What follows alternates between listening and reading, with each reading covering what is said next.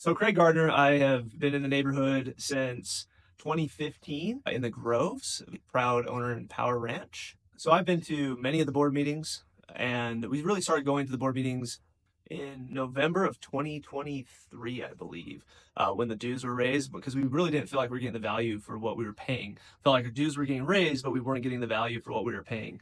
So that's when we first started going to board meetings and noticing just massive dysfunction in the board meetings.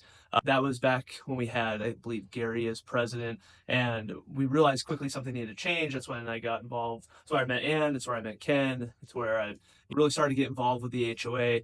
And I don't want to say politically, but I started advocating for helping the neighborhood get the things that they are paying for.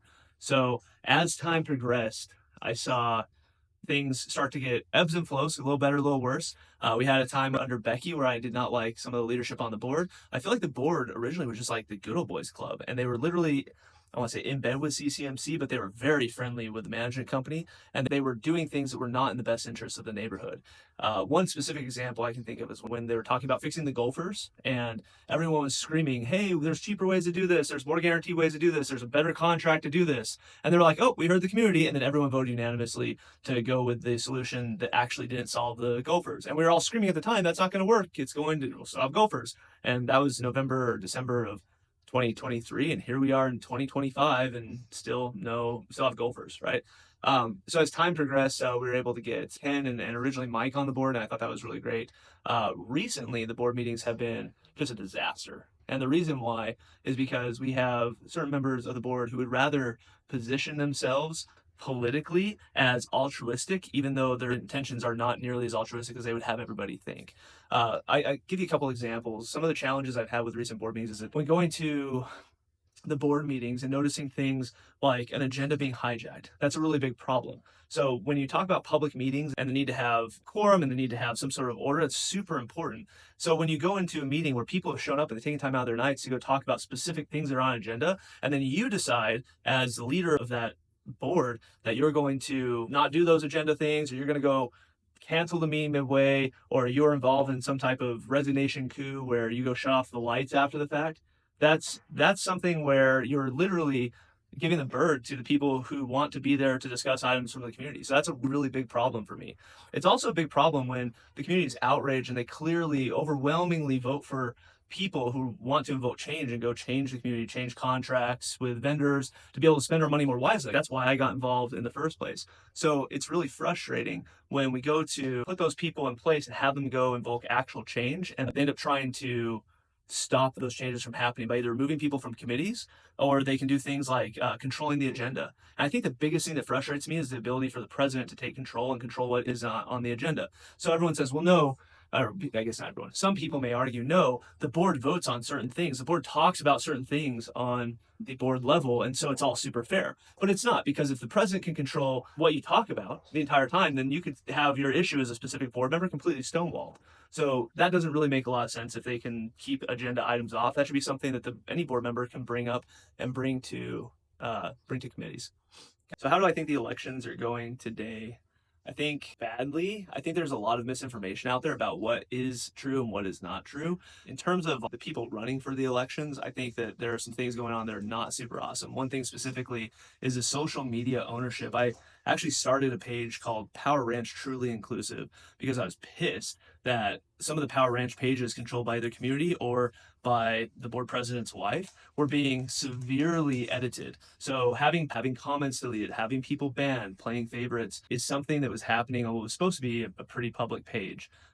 So the persona of look how perfect some candidates are is something that has been perpetuated in the community, and everyone will smile for the cameras, but it's almost like a politician. When you have a politician who's really good at what they do, they smile and they kiss babies and they give hugs, and everyone says that they're so great. And from the outside, if you don't know a lot about what's going on the inside, like that could be really great. But then when you turn around and talk to that person about, controlling the agenda, or they decide to shut down multiple meetings in a row, or they decide to, basically block what the community has voted to do, or they do things like take somebody who's trying to fix something, let's say the lakes, and then they remove them from a committee, say that's not their business, completely embarrass them publicly using the board time and the community's time to try to embarrass someone, which is essentially equates to blackmail. Once they do all of that, and then they turn around and say, oh no, we're great. We really just want what the community wants. It's not actually as altruistic as they would have you think. So I think what needs to happen today with the community is we need to be able to have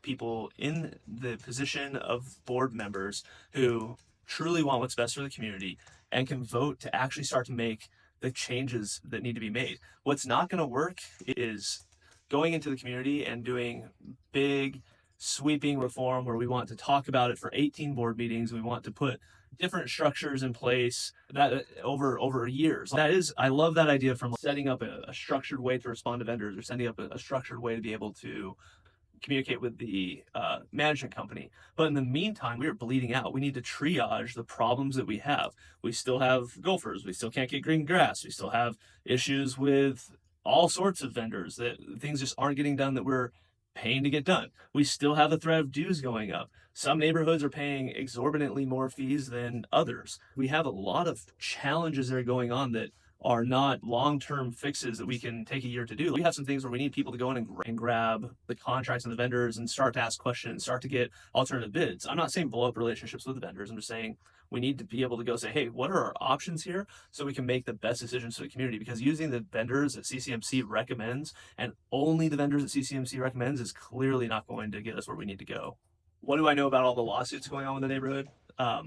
I've been really disappointed specifically in our attorneys and some of the advice that they've given the board. So for example, the Woodcrest case, which we were told originally was supposed to be an open and shut case. We talked to the board and they said, hey, we've been assured by, Becky at the time had said, we've been assured by our insurance, we've been assured by our lawyers that this is an open and shut case. But then when you actually get into Arizona laws and the rules that we have to abide by as a community, turns out we didn't have an open and shut case. But the law firm doesn't seem to care. It's almost like they're being paid whether we win or lose.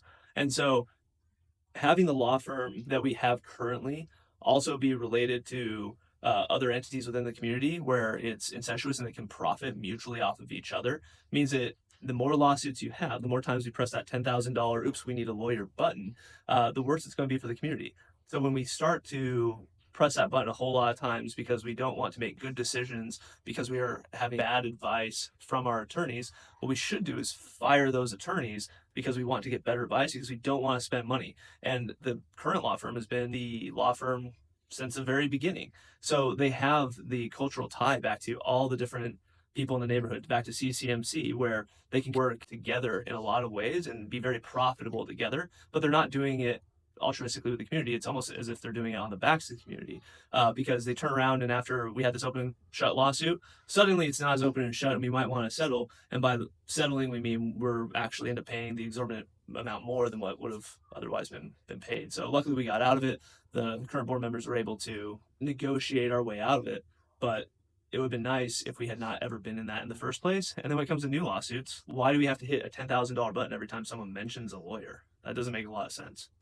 How do we fix the law firm? I think that really starts with who we have as board president. So as a community, we should do things like consider new contracts with other attorneys. The problem that we're running into now is the current board president is not allowing that to happen. We're not allowing the consideration to happen for new attorneys.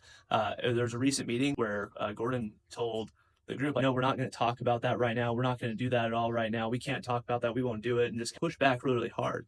And the pushback there is what really confused me because it seems like if we have a law firm that's generally giving not awesome advice to the community, getting us into more and more lawsuits, and it's costing us more and more money. It's making it hard for us to get insurance, and then it's turning into something that we can't even fix because our board, who's supposed to be on our side, isn't actually willing to, or the president won't allow the board to consider new vendors. We're just stuck with what we have unless we get in there and make change and try to fix it. There's this.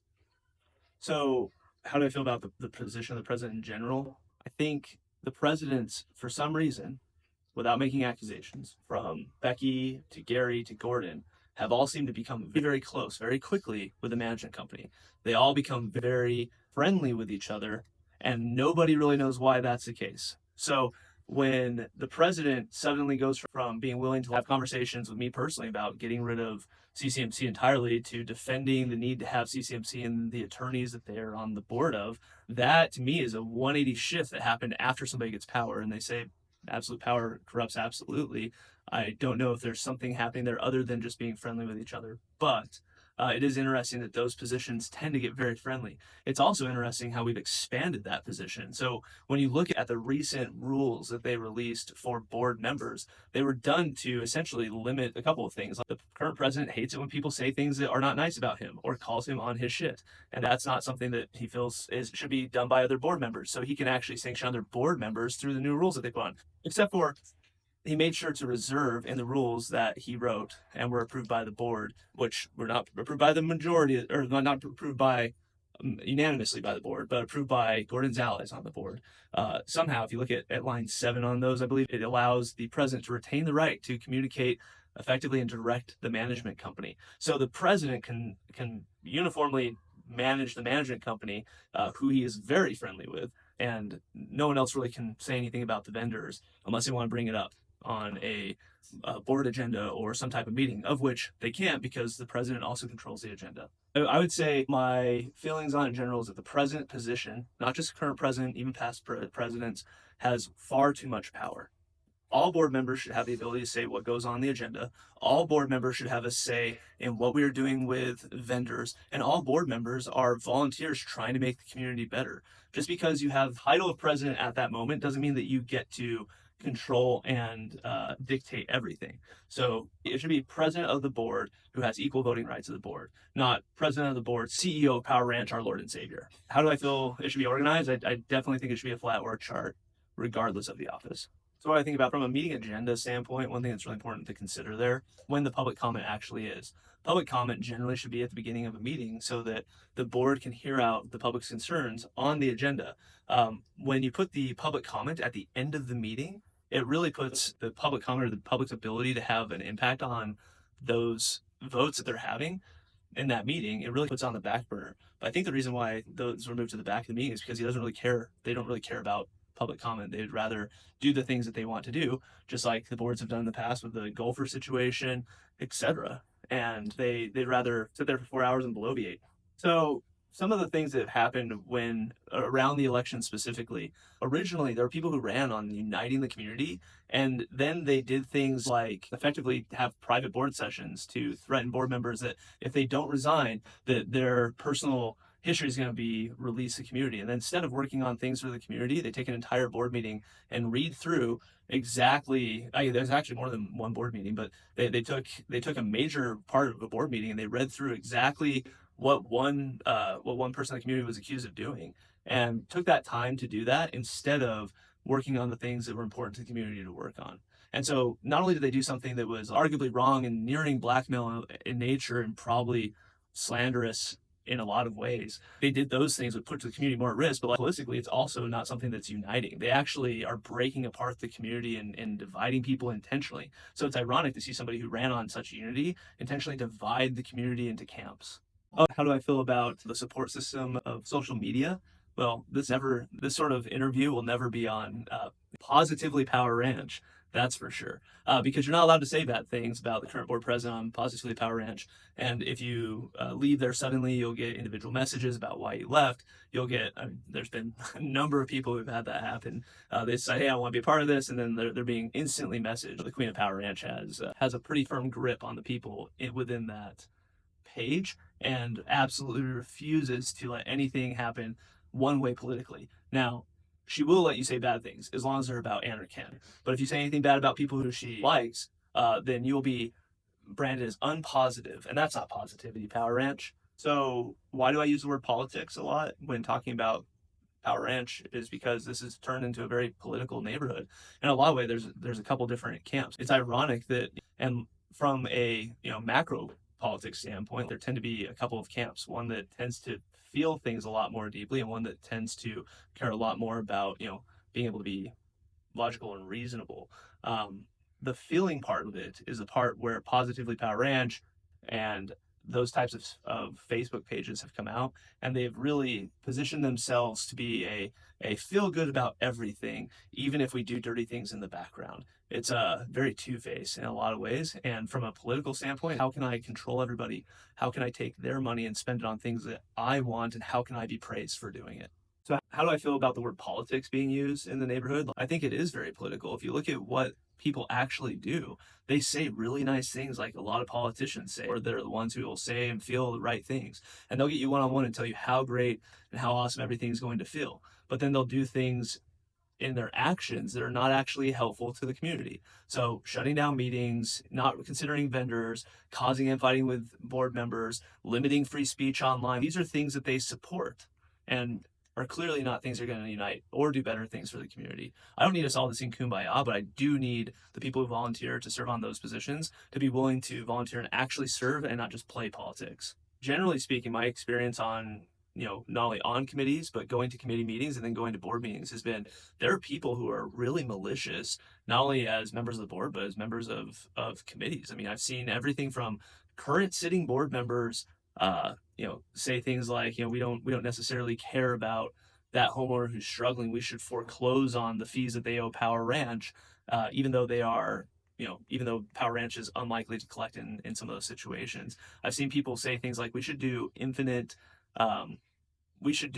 infinitely growing fines to, and that was another person currently sitting on the board. We should do infinitely growing fines so that eventually we can foreclose on people who don't want to bend to the will because they leave a pot in their yard that we deem as too big. It's very controlling and it's malicious in nature when HOAs aren't really designed to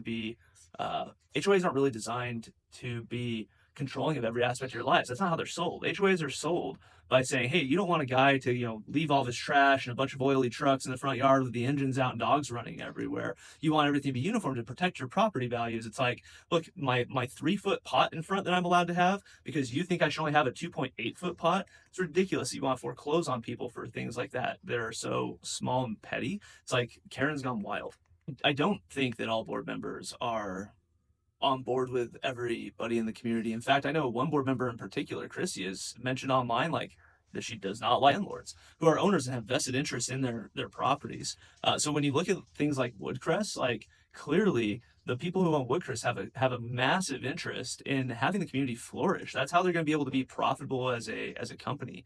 From a board standpoint, saying things like, you don't think that owners should have a say is ridiculous. I think every owner is a member and every member should have an equal say and should be respected by board members. If you haven't voted yet or you're still on the fence, I am voting for Katie and Jeremy. And I think that you should consider the motives people have. Like if somebody wanting to be on the board because they're worried about their image and their ability to have power over things and to grow kind of their own personal power and domain and perceived respect from the community, or are they there to actually fix things? Like somebody who would shut down a board meeting and go turn off the lights before the agenda is completed is not somebody who cares about the community. So I believe Jeremy and Katie absolutely just care about the community, just want to start fixing stuff. They want to see us get the things that we pay for. They want to see us get the most value for our dollar here, and they want to see us be responsible with the money. They're not there to gain personal power. They're simply there just to fix stuff. My name's Kraig Gardner. I live in the Groves, and I went to the Center for Kids Who Want to Read Good and want to learn how to do other things good too.